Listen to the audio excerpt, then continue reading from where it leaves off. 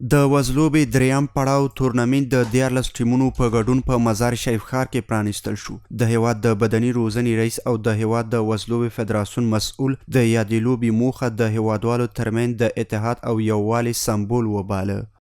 دا ورزش نه یوازې د قومونو، ملیتونو او د ولایتونو د وحدت سمبول ده، بلکې د هیوادونو د یووالي سمبول هم ده. موږ د ورزش له لارې څخه غواړو چې د افغانستان د اوسنی وضعیت یو مثبت انظور نړۍ ته ورسوو. امروز روز افتتاحی بازی بود و صبح رسما بازی آغاز می شود که در تقریبا 13 تیم حضور داره، بین خود رقابت میکنه. دا روز انشاءالله 9 تا 10 روز دوام میکنه در شهر مزار شریف.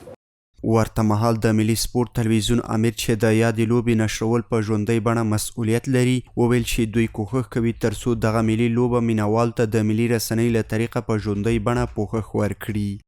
رسانه ملی سپورت، یاران ملی و ملی سپورت در کنار ورزشکاران خود ایستاده هستند و به خاطر پوشش رقابت‌های افغانستان داخل افغانستان و خارج از مرزهای افغانستان می‌کوشند و ما کوشش میکنیم که ورزش را به خصوص ورزش افغانستان را به خانه های شما در سراسر این کره خاکی برسانیم.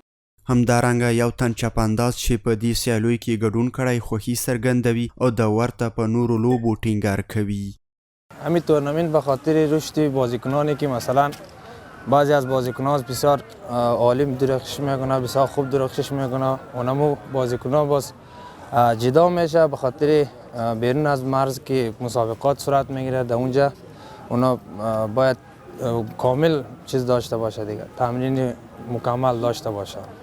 د یادونې ده چې دغه سیالۍ په داسې حال کې په لاره اچول کیږي چې تیر کال هم بلخ ولایت د هیواد په کچه د 100 چپاندازانو کوربه ولایت و.